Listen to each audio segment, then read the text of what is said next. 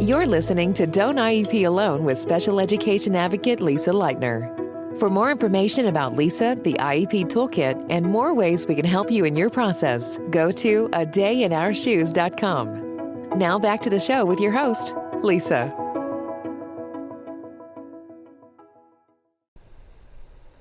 Hi, and good morning or good afternoon. This is Lisa Lightner with Don't IEP Alone, my simple little podcast about IEPs. And I told you guys I don't really know, can't even tell you right now what's going on with my podcast. I like podcasting. I know that my episodes get thousands of downloads, so I don't want to stop doing them. But I'm just kind of having trouble wrapping my own brain around it and coming up with a plan and a workflow. So that's why there's no video to go with this one. I am doing a separate video series, so I encourage you to look me up over there. But today I wanted to talk for a few minutes about explicit instruction, because I'm finding that parents ask for it, or parents hear that they need it or that their child needs it, but they don't really know what it is. And let's also break down some myths and facts about explicit instruction.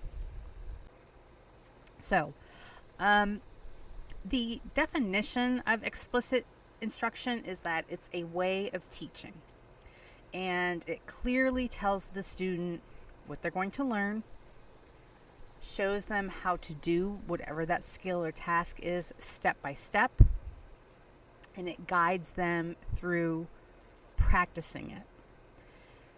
Explicit instruction is not specific to special education. It is not only a special education thing or intervention. All people, all of us, benefit from explicit instruction. It's just that our kids with learning disabilities are more likely to require explicit instruction in order to learn a skill or task. There are many different ways of learning things, and explicit instruction is just one way for kids to learn. Of course, another way would be self-discovery.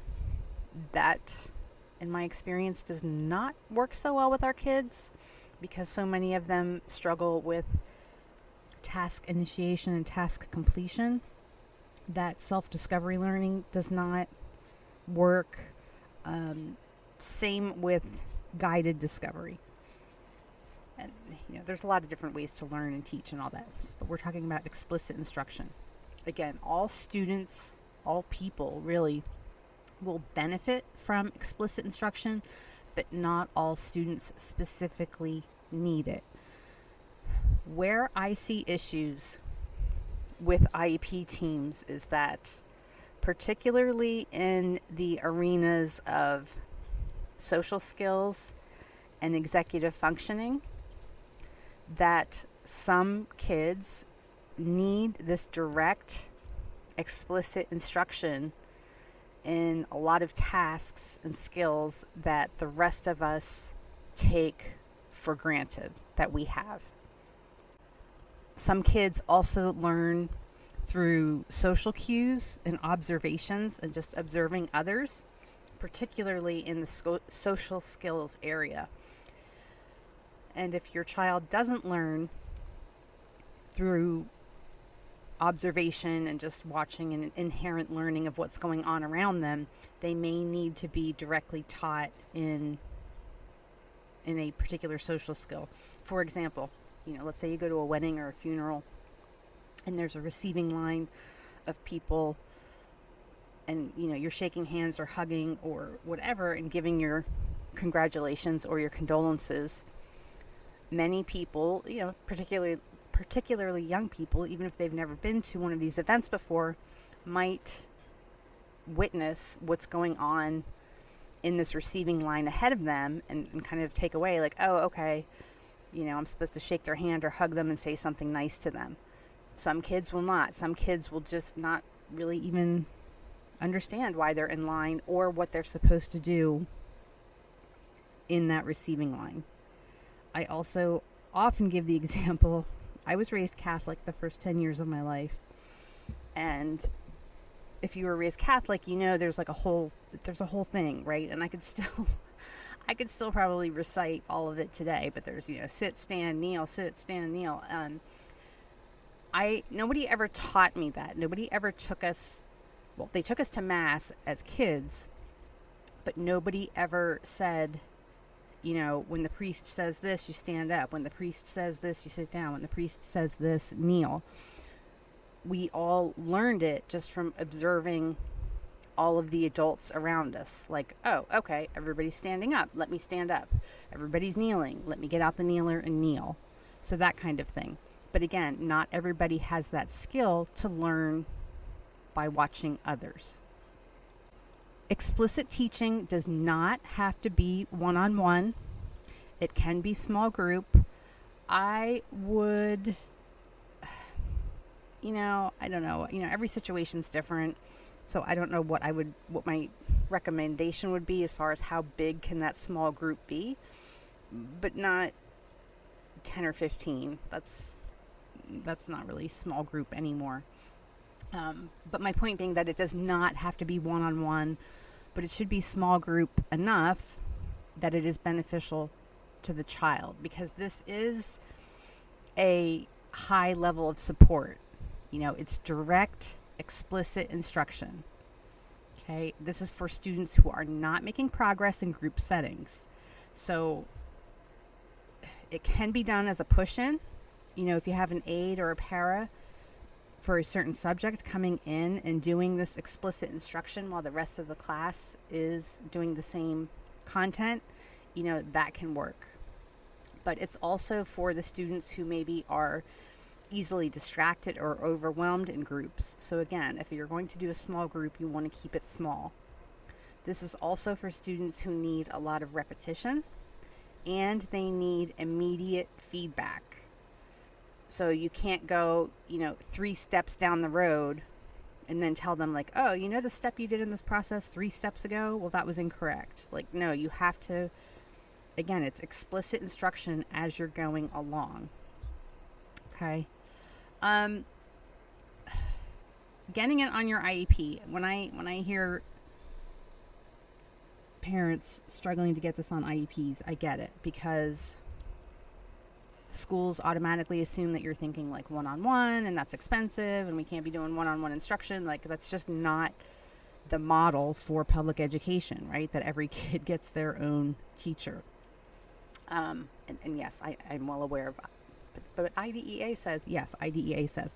I'm just telling you that I see that as a barrier from the school team, okay? So you could push for a push-in or co-teaching model, again, or a small group instruction, if that's, if that is applicable. And if you're going to ask for your child to have a one-on-one aide or para to do this explicit instruction, you need to make sure that this aide or para is trained in whatever it is that your child needs, because I see a lot of correction happening after the fact, but not a lot of actual teaching going on. And so for the kids who need to learn social skills, they need that real life, in the moment teaching in social skills. Okay, same with executive functioning. Okay, where do we go now? How many minutes do we have to get there? Things like that. So so that they can begin to plan and develop their own executive functioning skills. Look at your child's IEP and see if it's on there. Make sure that it is well defined. Explicit instruction is not something that, it can be done by a teacher. It can be done by a special ed or a gen ed teacher, your related service providers, paras, whoever. There's no, like, what's the word I'm looking for? Like certification that says, like, only these people can provide explicit instruction. No, anyone can provide it. And especially if a gen ed or a special ed teacher has modeled the skill or told them what they need to teach, they can provide the explicit instruction, as long as they're being supervised. Okay, so if your child is not making progress and you're getting vague progress reports, they struggle to generalize skills, they have a huge gap in their foundational skills, and you see vague instructions described in your IEP, such as like the student will receive support in reading or strategies will be used. Well, okay, what kind of strategies? Like, we all use strategies, but what are, you want to ask, what is being used specifically, what curriculum, and what method? What method is being used to teach the skill? Who's teaching it? How often and for how long?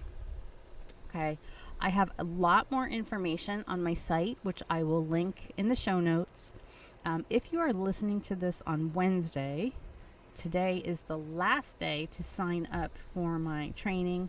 The $100 code, the code is book. I will put the link in the show notes as well, but that also ends tonight at midnight. So if you are listening to this anytime after September 17th, that coupon code is no longer good, but I will have other things coming out soon. So I enjoy the rest of your day. That's all I have to say today. Thank you so much for listening and inviting me to be a part of your IEP journey. Thank you for listening to Don't IEP Alone with special education advocate Lisa Lightner. We're so glad you've joined us and would love to connect with you outside of the show. For more information about Lisa, the IEP Toolkit, and more ways we can help you in your process, go to adayinourshoes.com. From self-care tips to common IEP mistakes, there's even more to explore. Don't forget to rate and review the podcast and subscribe to never miss an episode. Until next time, don't IEP alone, and you don't have to.